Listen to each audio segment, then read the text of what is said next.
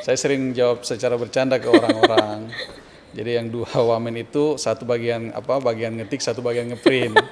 Bahwa beban kerja di kementerian tersebut juga tentu lebih tinggi.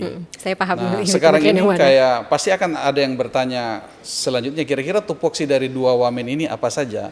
Indonesia juga saat ini tentu saja butuh itu Ya, hasil betul. dari demografi yang Ya, betul. bagus ini dan Ya, betul. kemudian juga harus dilatih, dikembangkan. Ya. Tapi untuk akhirnya mereka bekerja Ya. di luar, Ya. instead of di negara kita sendiri. Ya. Ini ada pembagiannya atau ada apa ya namanya?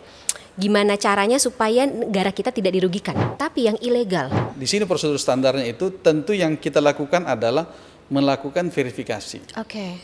Setelah verifikasinya ketahuan, datanya ketahuan, alamat rumahnya paling tidak ketahuan, itu oleh balai setempat itu sudah akan mengunjungi keluarganya, mengecek apa saja dan bagaimana. Jalur itu teman-teman media sering menyebutnya jalur tikus. Kalau kita di sini tuh menyebutnya jalur tua. Pak Wamen mungkin sudah baca di media sosialnya mengenai hashtag atau tagar kabur aja dulu. Kabur aja dulu, betul. Nah, sehingga kita tadi itu menyampaikan kepada netizen bahwa kalau mau kabur, monggo.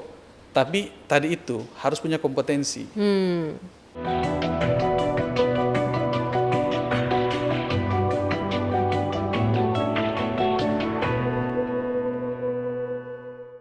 Apa kabar kawan Inilah? Kembali lagi bersama saya Fani Imanir dalam VIP Inilah.com. Dan hari ini kita akan membahas lebih dalam terkait dengan bagaimana tidak hanya nasib masa kini, tapi juga keberlangsungan bagi para pekerja migran Indonesia di masa pemerintahan Kabinet Merah Putih di bawah Presiden Prabowo Subianto dan juga Wakil Presiden Gibran Rakabuming Raka bersama sang Wakil Menteri Zulfikar Ahmad Tawala. Selamat siang Pak Wamen. Selamat siang Mbak Fani, makasih sudah berkunjung ke kantor kami. Kami yang terima kasih Bapak atas undangannya loh. Oke. Di tengah situasi saat ini, terus kemudian juga bukan rencana ya, tapi sudah pelaksanaan ya Bapak betul, efisiensi anggaran terhadap Ya, berbagai betul. macam lembaga termasuk kementerian Ya, betul. berpengaruh banyak ya Pak. Sejauh ini pelayanan dasar tidak ada yang terpengaruh dan alhamdulillah sejak arahan dari Bapak Presiden itu disampaikan di rapat di sidang kabinet, praktis seluruh ASN yang di kementerian ini pada saat kita sampaikan hal tersebut semua menjalankan sesuai dengan prosedur yang pernah mereka jalani sebelum-sebelumnya. Jadi praktis alhamdulillah sejauh ini sih tidak ada persoalan. Baik, ini saya tembak langsung loh pertanyaannya ya, tapi saya belum sempat nanya apa kabar loh kepada Pak Wamen.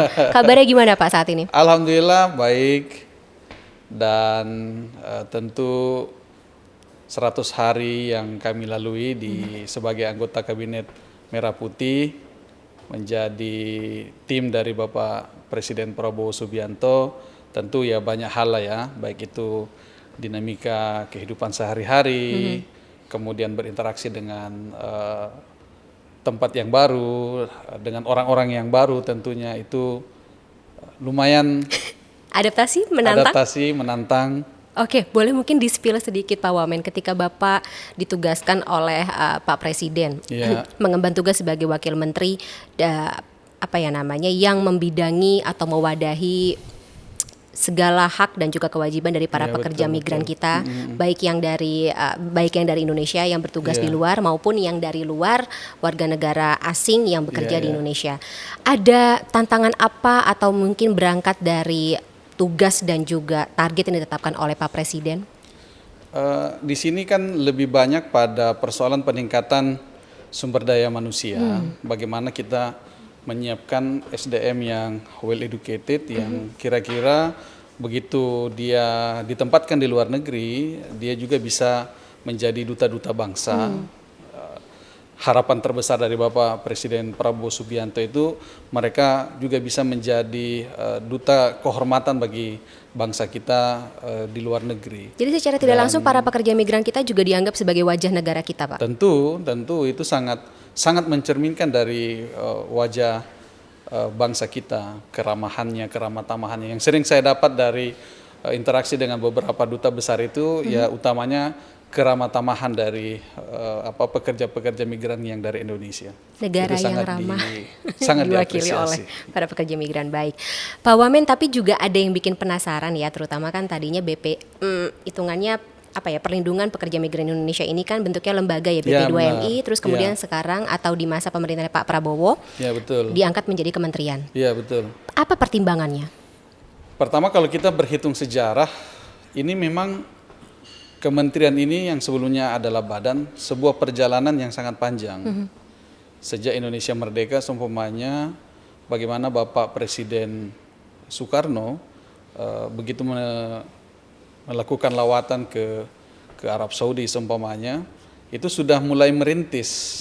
Lalu kemudian pada tahun 1970 kita tahu Dirjen Bina Penta di Kementerian Ketenagakerjaan itu membuat satu direktorat namanya Balai Kerja Antar Negara, Balai Akan. Inilah yang kemudian bermetamorfosis menjadi BMP2 TKI tahun 2006 yang saat itu Pak Jumhur Hidayat. Kemudian pada saat Presiden Jokowi kita mengikuti terminologi dari ILO, maka berubahlah Pekerja dari migran. BMP2 TK itu menjadi pekerja Migran. migran Indonesia. Dan alhamdulillah sekarang pada saat Presiden Prabowo Subianto dinaikkan statusnya menjadi kementerian.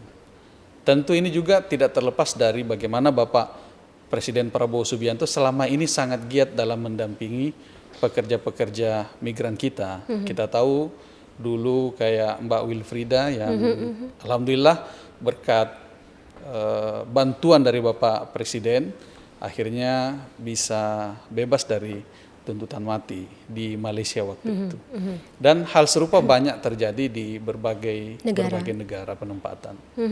Jadi kita tahu bahwa bangsa ini kan bangsa yang dikenal memang bermigrasi dari zaman dulu ya. Sampai Kemudian sekarang manusia modern, zaman modern itu kemudian kita sedikit banyaknya terlibat dalam penempatan pekerja migran di berbagai negara.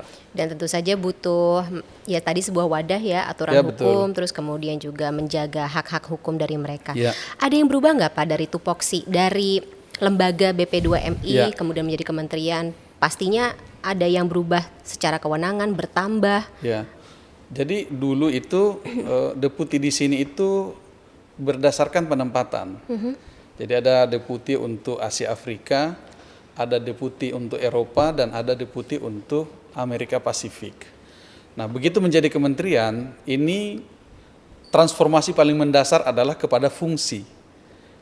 Hulu dan hilir persiapan pekerja migran Indonesia itu sudah kita lakukan, mulai dari namanya Dirjen Promosi, kemudian ada Dirjen Penempatan, Dirjen Pelindungan, dan yang terakhir itu adalah Dirjen Pemberdayaan yang merupakan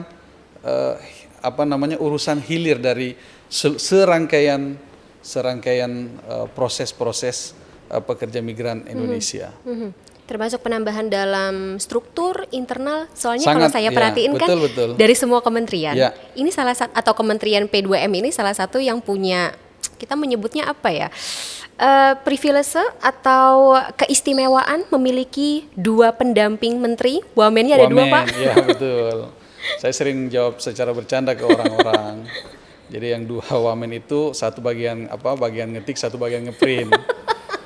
Tapi Banyak berkas maksudnya gimana Pak? Tapi kenapa hal itu terjadi? Itu tidak terlepas dari harapan dan tanggung jawab yang diberikan kepada kementerian kami ini.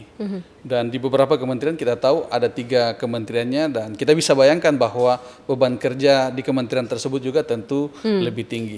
Saya paham. Nah, ini sekarang kementerian ini yang mana. kayak pasti akan ada yang bertanya selanjutnya, kira-kira tupoksi dari 2 wamen ini apa saja? Nah, sejauh ini Pak Menteri kami, Pak Abdul Qadir Karding itu memang secara secara informal begitu berjalan selama 3 bulan ini, Ibu Kristina itu sebagai Wamen 1 itu banyak mengurusi dirjen promosi dan dirjen penempatan. Oke. Nah, saya kebanyakan ditugaskan untuk urusan pemberdayaan dan urusan pelindungan. Oke. Seperti itu. Kalau boleh saya recap, berarti domain dari Pak Wamen adalah berhubungan secara langsung kepada para sumber daya manusia kita. Ya, betul. Oke. Sejauh ini evaluasi dari Wamen 2 apa saja, Pak? Sejauh ini kita tahu persis umpamanya kalau tahun 2024 job order dari luar negeri itu kurang lebih sekitar 1.300.000. Job order itu maksudnya? Job order itu adalah permintaan. Oke. Permintaan pekerja migran dari luar negeri dengan berbagai jabatan tentunya ya. Itu ada 1.300.000 dan kami baru bisa memenuhi 291.000. Karena? Salah satunya adalah yang paling mendasar itu adanya mismatch antara keterampilan yang dimiliki oleh calon pekerja kita ini dengan kebutuhan-kebutuhan kerja yang ada di luar negeri. Itu salah satu hal yang paling mendasar. Makanya yang sekarang yang sedang berusaha dilakukan oleh kementerian ini, oleh seluruh ASN yang ada di kementerian ini adalah bagaimana melakukan kolaborasi dengan berbagai lembaga, baik itu swasta maupun pemerintah. Kita dengan kepala daerah, seumpamanya dengan Kemendagri, kita sudah menginisiasi dan sudah menandatangani namanya surat edaran bersama dengan Kemendagri, Kementerian Desa, dan Kementerian Ketenagakerjaan. Agar apa? Penyediaan informasi terhadap lowongan kerja di luar negeri yang legal itu bisa terdeliver sampai ke tingkat desa. Oke. Kemudian yang tidak kalah pentingnya, seumpamanya keinginan kolaborasi yang sudah kita sampaikan dan sedang dibincang oleh tim khusus oleh seluruh stakeholder, kami dengan Kementerian Pendidikan Dasar Menengah, dengan Kementerian Pendidikan Tinggi dan Saintek, dengan Kementerian Ketenagakerjaan, Perindustrian, Perdagangan, agar bagaimana kita membuat yang namanya kurikulum plus. Oke, bahkan sampai ada kurikulum sampai sendiri. Ada itu, Oke. supaya siswa-siswa SMK kita, kemarin saya baru pulang dari Universitas Hasanuddin Makassar, pun menyampaikan yang sama, bahwa kita sudah harus menyiapkan kelas-kelas yang siap bekerja di luar negeri. Oke. Kenapa seperti itu? Apakah banyak yang mengatakan, apakah karena ketidakmampuan tenaga kerja diserap dalam negeri? Bukan itu intinya. Intinya bahwa sekarang ini dunia sedang berpacu, sedang berkompetisi dengan persoalan-persoalan kependudukan yang mereka miliki sendiri. Contoh seumpamanya Jepang. Sudah 20 tahun terakhir mereka masuk dalam aging population. Jerman mengalami hal yang sama. Sekarang ini negara-negara di Eropa Timur, Hungaria, Ceko, itu sudah mulai masuk aging population. Sementara mereka harus menjaga nih pertumbuhan ekonominya agar tetap stabil, bahkan kalau bisa tumbuh. Nah, pada persoalan-persoalan seperti ini sudah menjadi keniscayaan negara-negara yang memiliki bonus demografi kayak Indonesia seumpamanya itu bisa turut aktif dalam hal apa? Menjaga stabilitas ekonomi dunia tadi itu. Dan disitulah sebenarnya titik utama kenapa pekerja migran Indonesia ini menjadi hal yang sangat strategis. Tapi ada pembagiannya nggak sih Pak? Kalau misalnya secara logika kan Indonesia juga saat ini tentu saja butuh itu hasil dari demografi yang bagus ini dan kemudian juga harus dilatih, dikembangkan. Tapi untuk akhirnya mereka bekerja di luar, instead of di negara kita sendiri. Ini ada pembagiannya atau ada gimana caranya supaya negara kita tidak dirugikan? Ya, tentu yang pertama, salah satu diantaranya adalah kita sedang melakukan peninjauan dengan berbagai kerjasama. Karena tadi itu, hampir semua penempatan itu, kita kurang lebih ada 100 negara yang sudah memiliki kerjasama penempatan. Malaysia pasti. Yang sekarang ini top 5-nya ya Malaysia, Hong Kong, ada kemudian Taiwan, lalu ada Singapura, Korea Selatan, Jepang, Jerman. Nah, dengan beberapa skema tentunya. Kalau di sini kan ada namanya G2G, ada namanya P2G, ada namanya P2P, private to private, ada yang untuk urusan perusahaan sendiri dan lain sebagainya. Yang jelas tadi sudah dibagi-bagi dan penempatannya pun juga sudah diskemakan sedemikian rupa. Tadi Pak Wamen juga bicara mengenai kerjasama dan juga kolaborasi, koordinasi Iya, iya. dengan kementerian lain, termasuk Kementerian Tenaga Kerja yang pasti kan dengan Kementerian P2MI Iya, ini iya. udah paling yang menjadi utama gitu Iya, untuk betul. mewadahi keberlangsungan Iya. nasib para pekerja migran Iya, kita. iya. Apa saja Pak rencana kedepannya atau mungkin saat ini sedang digodok? Tentu yang pertama itu bagaimana kita menyiapkan lembaga-lembaga pendidikan kita itu yang bisa diakses. Sekolah vokasi? Sekolah vokasi, Oke. balai latihan kerja, dan lain sebagainya. Itu salah satu yang kita bicarakan. Kemudian yang berikut yang tidak kalah pentingnya adalah menyiapkan tenaga-tenaga pengajar yang memiliki kompetensi yang tinggi juga. Sehingga dengan harapan tenaga pengajarnya memiliki kompetensi yang tinggi, itu bisa melahirkan calon-calon pekerja migran Indonesia yang tentu Berkompetensi. well educated tadi itu. Oke.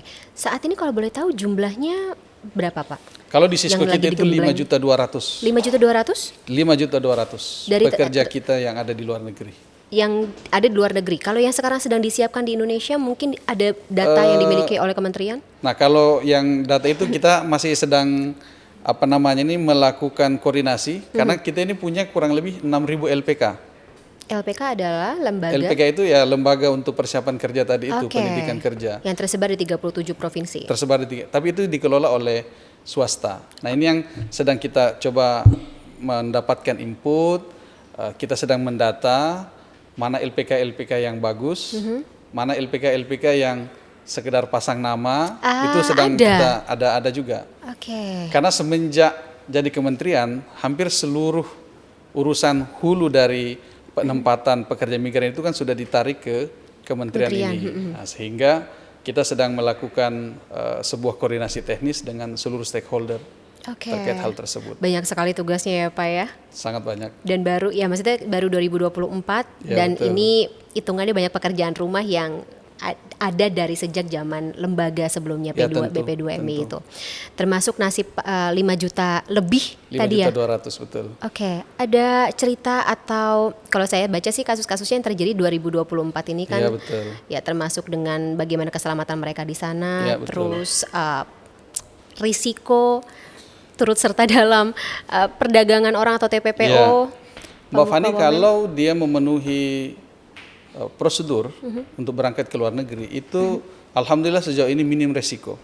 Rata-rata yang kita kita lakukan pelayanan pelindungan itu adalah pada saat mereka terjadi kecelakaan kerja. Iya, Kalau itu kan hal yang di luar dari kuasa kita semua.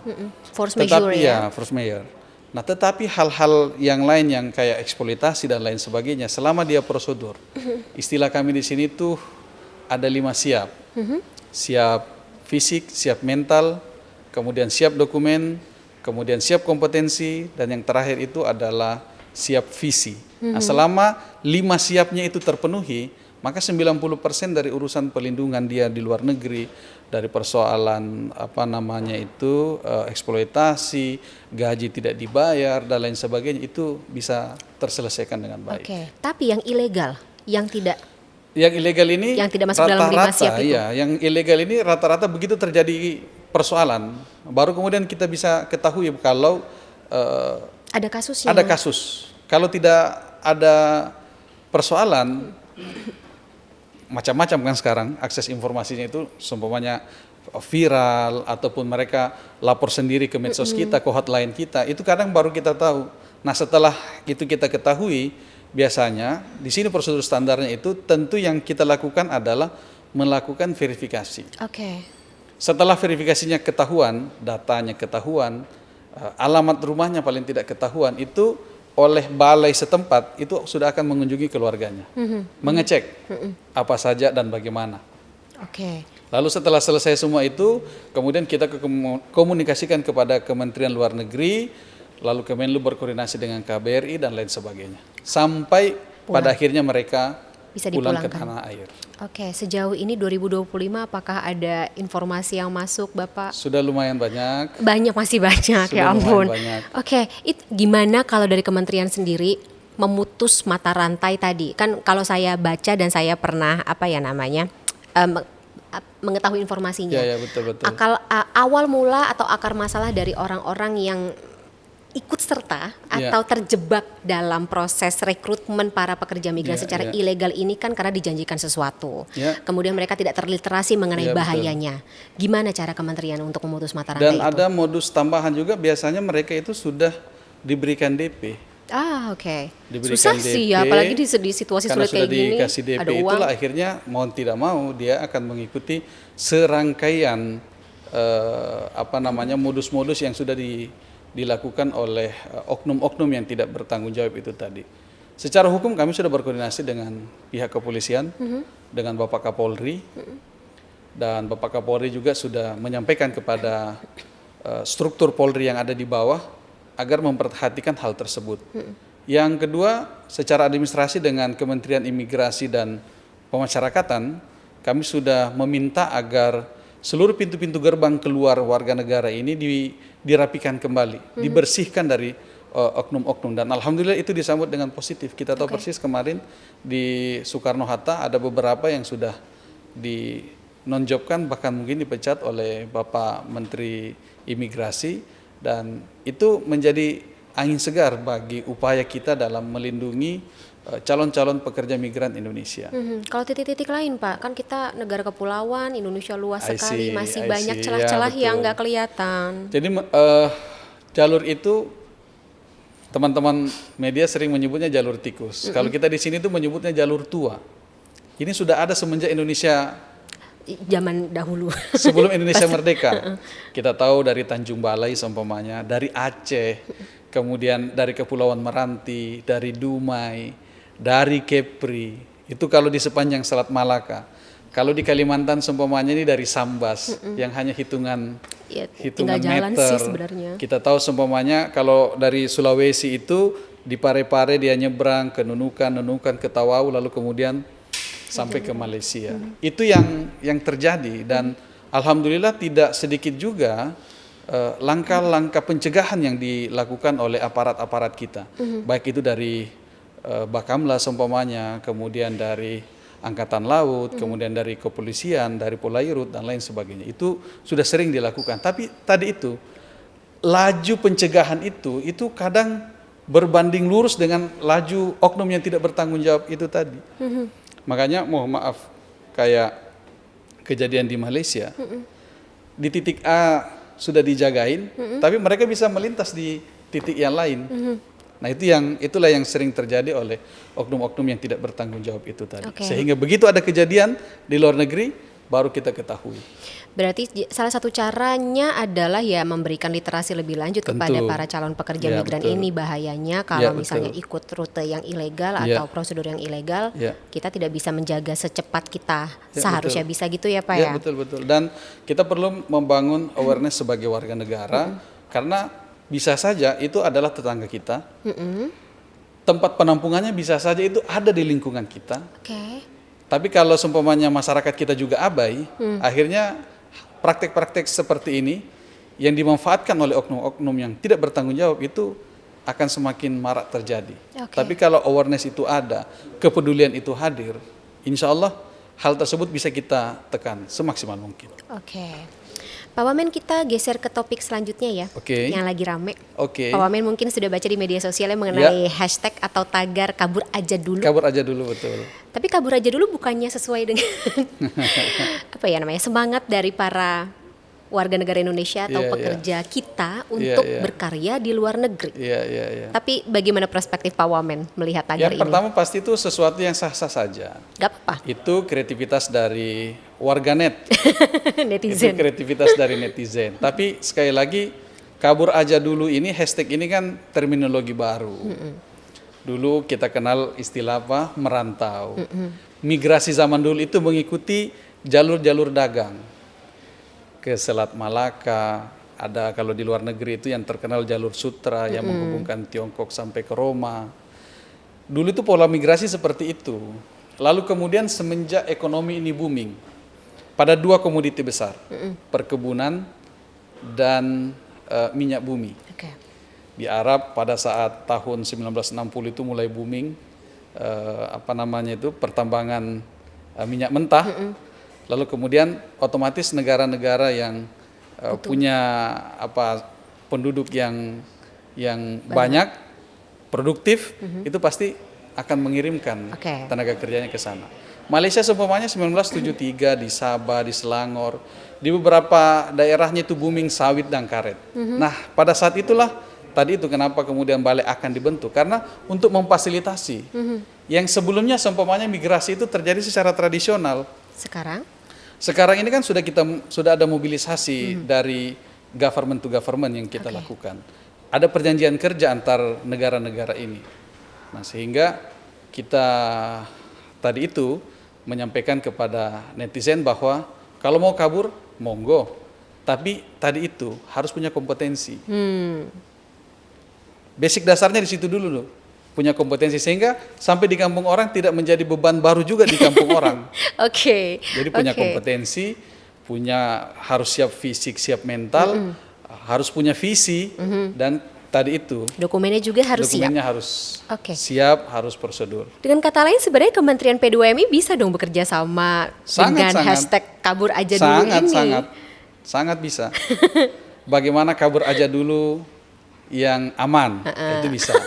Bisa kita bisa ada kampanye baru gitu, new campaign bisa. Yang menandakan bahwa pemerintah sebenarnya menganggap hashtag kabur aja dulu ini juga bisa kita carikan solusinya. Tapi gimana caranya Pak Wamen untuk menjamin anak-anak yang kalau kabur itu kan sebenarnya istilah kabur kan nggak selamanya ya, temporary. Harusnya akan kembali dong pulang ke kampung halamannya sendiri. Betul. Gimana caranya kalau dari kacamata kementerian mengajak anak-anak yang sempat kabur atau sempat bekerja di luar negeri untuk kembali ke negaranya sendiri?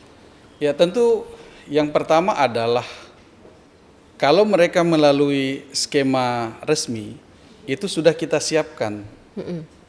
Polanya 3 tahun, biasanya kan kontraknya 2-3 tahun, kemudian bisa diperpanjang sekali. Begitu terjadi transfer knowledge, begitu terjadi upgrade skill, lalu kemudian dalam negeri membutuhkan, itu pasti mereka akan balik. Dan yang berikut juga kan tadi itu bahwa ada hal-hal yang membuat kita ketika jauh dari tempat tinggal kita itu menjadi faktor yang sangat memberatkan kita. Homesick. Apa yang orang mau bisa membuat homesick itu? Di sini istilahnya itu F4. Satu food. Iya, nggak ada yang ngalahin kuliner Indonesia. Kemudian yang kedua adalah family. Kemudian friends. Dan yang terakhir itu adalah fashion. Tentu kalau di luar kita tidak bisa sekedar pakai batik saja. Paling bisa pakai baju tipis seperti ini hanya beberapa bulan. Kurang lebih begitulah kira-kira. Mengingatkan kembali apa saja sih yang menyenangkan dari Indonesia. Ya tadi 4F tersebut. Iya, betul. Kalau menurut Pak Wamen sendiri melihat bagaimana pekerja migran yang saat ini tidak puas atau sebenarnya frustasi pengen memperbaiki apa yang terjadi di negara Indonesia ini, tapi akhirnya jadi mencari cara lain untuk tetap bisa berkarya dengan menjadi pekerja migran, ada tanggapan? Tentu itu kembali ke individu masing-masing.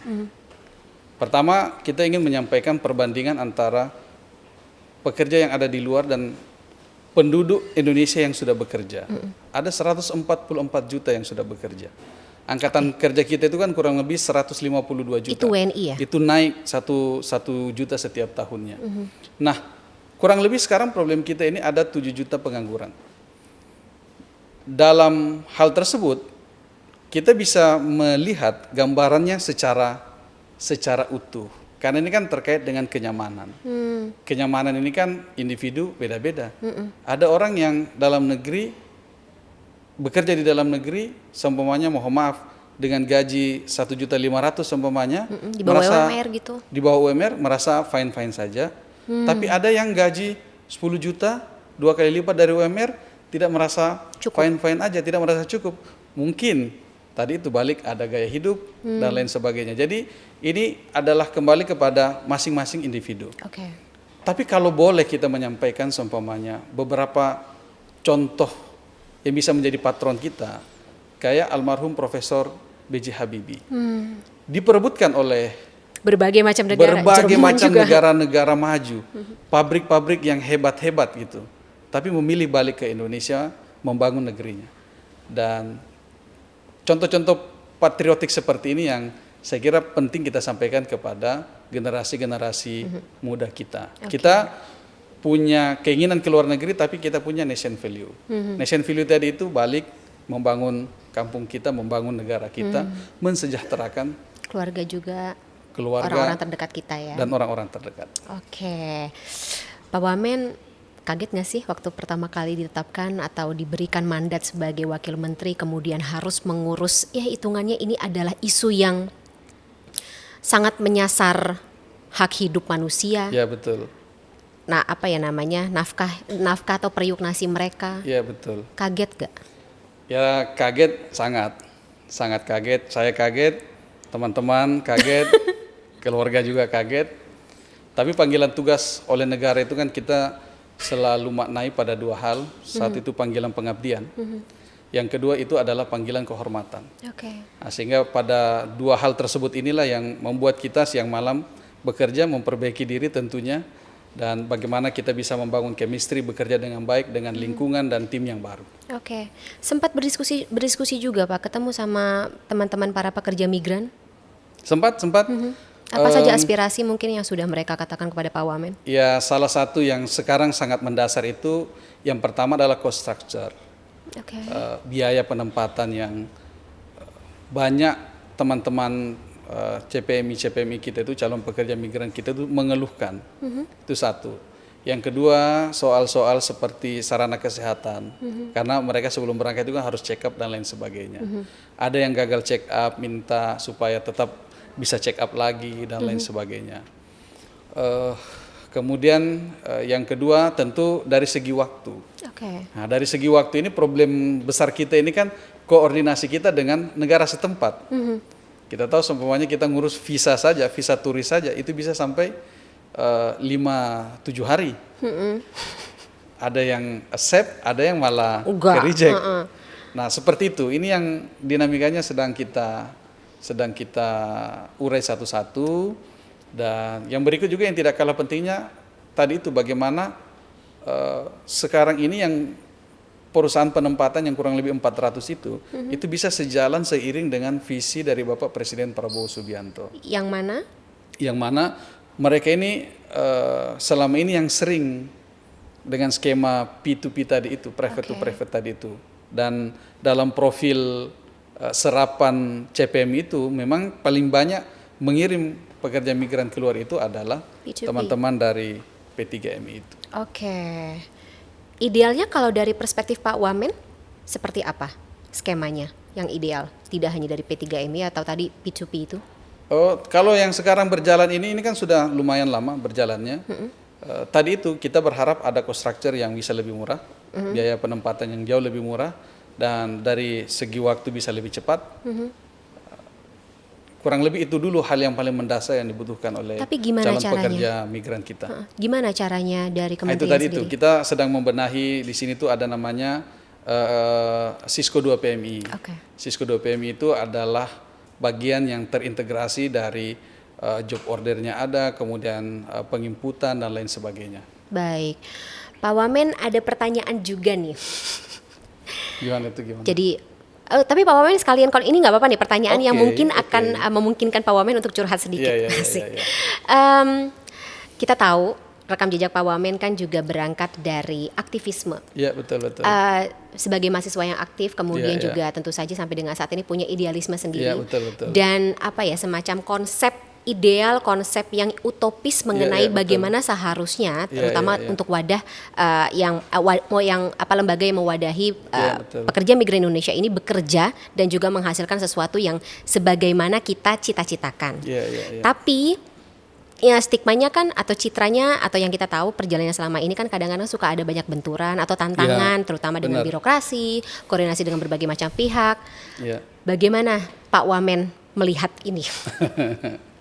Ya, memang sebagai aktivis yang dulu kita diajari tentang Indonesia ideal bagaimana. Dulu kita didoktrin tentang bagaimana membangun kehidupan yang layak dan lain sebagainya. Tentu untuk orang banyak. Sekarang ini begitu negara memberikan kita amanah, salah satu hal yang paling sangat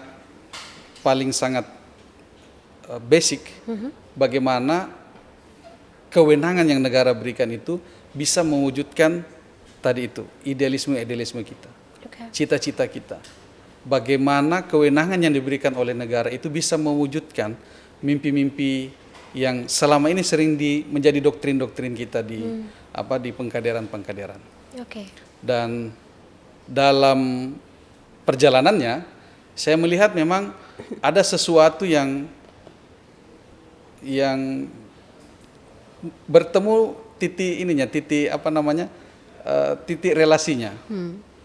Apa itu? Gitu. Iya, persinggungannya. Apa itu? Bagaimana kita bisa melakukan kolaborasi? Karena itu yang selama ini yang aktivis punya kan.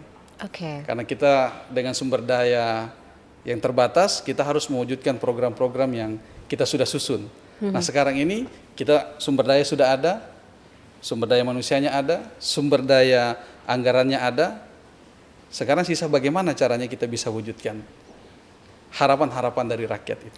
Tapi sejauh ini Pak Wamen, dalam bentuk kolaborasi atau perjalanan dalam dalam perjalanannya menciptakan kolaborasi tersebut kan juga membutuhkan komunikasi. Iya, betul. Tapi tidak semuanya atau tidak setiap hari komunikasi kita bisa efektif dan juga tepat guna atau tepat sasaran. Iya, betul. Gimana caranya Pak Wamen? Saya dalam 3 bulan ini praktis tidak ada kendala. Alhamdulillah. Alhamdulillah tidak ada kendala.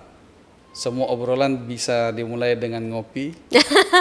Berarti itu kuncinya ya, kopi yang enak. Bareng, mencoba masuk ke dalam alam berpikir dari ASN kita yang ada di sini, ke teman-teman penggiat, kemudian ke teman-teman P3MI, ke perusahaan-perusahaan tadi itu, dan alhamdulillah sejauh ini tidak ada kendala.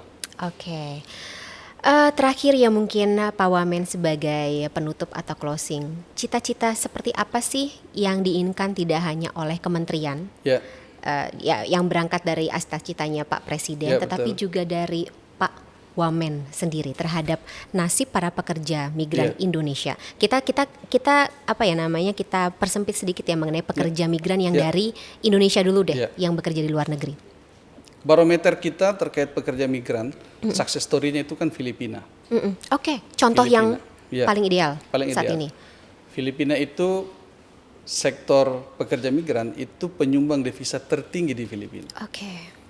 Dan mereka begitu kita ketemu pekerja-pekerja Filipina yang ada di luar negeri, tentu secara tampilan, secara kualitas, secara SDM, kompetensi, mereka bagus-bagus. Representatif.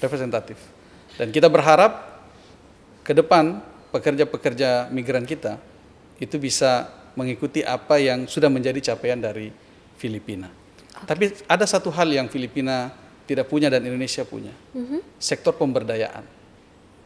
Filipina akan melakukan kunjungan ke Indonesia, Kementerian Migran Worker-nya, itu untuk mengecek bagaimana Indonesia melakukan pemberdayaan terhadap purna-purna pekerja migrannya. Tapi ini menarik Pak, mereka tidak punya pemberdayaan atau misalnya kayak lembaga yang memberdayakan gitu ya, sekolah-sekolah yang memberdayakan para pekerja migrannya, tapi saat ini menurut Bapak, pekerja-pekerja migran dari Filipina representatif paling ideal, gimana cara mereka? Ya, kalau urusan penempatan, mereka sudah mempersiapkan kurikulumnya dari jauh hari. Kemudian jangan lupa, Filipina itu lembaga-lembaga pendidikan formalnya, basic language-nya itu sudah bahasa Inggris. Itu saja sebenarnya. Kalau persoalan kemampuan dasar, contoh perawat, tidak kalah kemampuan dasar perawat Indonesia dengan perawat di Filipina. Contoh seumpamanya manufaktur, tidak kalah orang-orang kita dengan orang-orang yang ada di Filipina. Hampir kendala besarnya itu adalah bahasa.